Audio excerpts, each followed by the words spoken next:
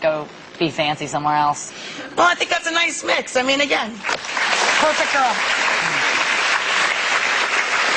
Now, the book, you know, it was mostly about setting the record straight for you. Because in just such a short amount of time, I mean, you're such a young person, but there's been 3 really solid years of tabloids and rumors and living a life that's just this huge fishbowl. Right. So, are you going to continue that process? Do you find that that's healthy for you? Or are you going to try, you know, eventually to just turn the other cheek and not put the energy into it? You know, I've kind of learned that, actually. Are any of y'all on Twitter? Twitter is like the coolest new thing, right? Yeah, Twitter's all the pretty teenagers. cool. It's my new favorite thing because it's like my own rumor patrol, and I also do that on my website, Miley World. I'm able to kind of go on there and do videos. But Twitter is so fast, so anytime I hear anything on those dumb sites, because I'm like, you know, I'm out here living my dream, and I'm doing something that very few people get to do, and why someone want to take that away from me because I've worked so hard for it, I don't really understand. I don't really understand the negative vibes, and I guess I'm just kind of, my family are almost like hippies in a way, because we just want the best. We just want the best for everyone, you know. It's all about like loving each other.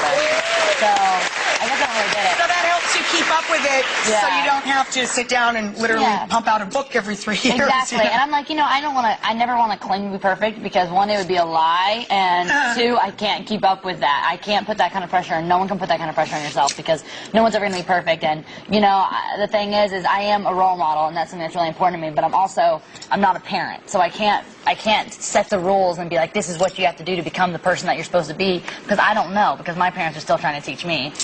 Exactly. You know, the next question I was going to ask you is probably going to be kind of fun for everybody. I wanted to know 3 things that aren't in the book that would make you more relatable to every young lady that's joining us here today or watching at home. Give us 3 things. They can be just fun, silly things that other kids could relate to. One thing that was kind of quickly in my book that I didn't get to touch on as much as I liked, but my most, I think one of the only serious things is the most fun part for me was having kids come up to me at my book signings, because I loved doing the book signings, because kids will like highlight the difference. I'll be like, that's my favorite line, that's my favorite line. And more kids came up to me that had skin problems and were like, you know what, you have no idea like how much that means to me that you wrote about that. And if you look at any of this, most likely I did not look like that on the day. Just letting you know, they have amazing machines on these things called computers, and they just go ahead and they just fix everything. So it's not real, and nor do I look like that. If I could look like that all the time, I'd be one happy girl, but no one does, and I think that was the best like thing. Everybody else. And I think that's the best thing that I got to do. And another fun one, I think that most girls, or I think it's a good idea if most girls do keep journals. So that's kind of something fun that I do, is keep a journal. And what's something else fun that people don't know? That makes you relatable. Yeah, I mean, you're pretty open. It might be hard to. Yeah, I'm trying to think of things that you don't like. Sweatpants. Ooh, I just learned how to color my own hair. That's a good thing. Huge. That's a good thing.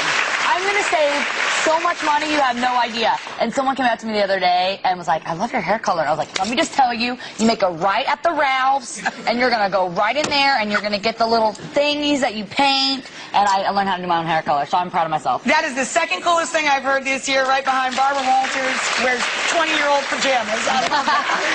I love that. That is the coolest. And I love that you're so psyched about saving money. You know what I mean? Dude, if it's going to be $800 or $8 at the Rite Aid, that's like right down my house I can ride my bike to. You just made your parents so proud. Good idea. Good girl. All right. Now, we promised a couple of our audience members that they could get in on the fun here and do a little Q&A. Livia's going to go first. Hello, Livia. Stand up. When was the last time you got in trouble? That's a good question. The last time I got in trouble, I think it's me and my older sister. My older sister Brandy, she's gonna kill me, but we kind of like team up on my little sister when me and her are together, because like me and my bigger sister want to like hang out. And last night Noah kept ringing the dang doorbell, and like I don't understand what her fascination with the doorbell was, but like kept doing it. It was like 12 o'clock, and we were finally like, Noah, get out. My mom's like, that's so rude, you know, you can't act like that. So my mom gets really mad when we pick on her, because my sister is 22 and I'm 16 and she's 9. So she's like, that's a little unfair. But like, she's like so annoying that it adds up to being like our age because she's so smart. And so the other day I was like, hey Noah, I like your hair. And she goes, are you being facetious? And I like got out my dictionary, like not telling anyone. I'm like, you're 9. Like, whatever. We got time for one more. Where is Suzette? Hello, Suzette. Hi. What are your parents' rules for dating? My parents' rules.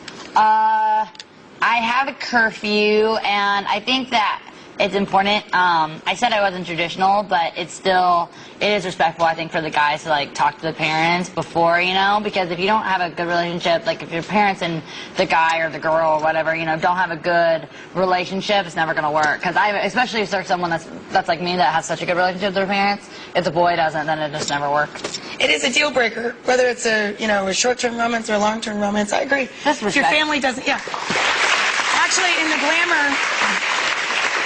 glamour thing, I was reading that your dad actually introduced you to your boyfriend. Yeah, he worked with him in Nashville, and because he's a songwriter and musician, and honestly, I didn't like him at first. I was like, great, another songwriter. This should be fun, you know, but he's like the coolest guy, so it's good. And he's really cute. Thank you. Dad has good taste. Up next, we're going to talk to Dad about that and everything else right after this.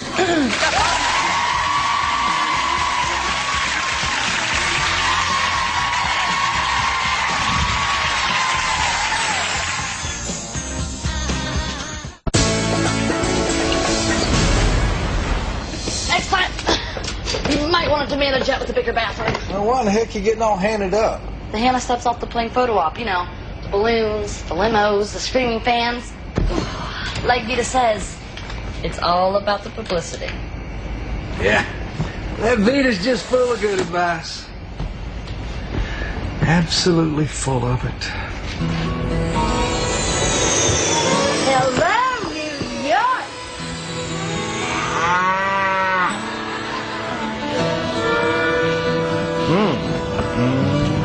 Looks like your limo's here.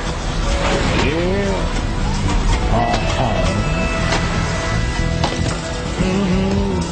Ain't she a beaut? Go.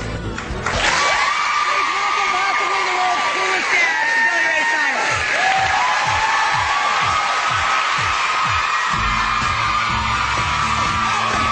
Nice to see you in person. How are you?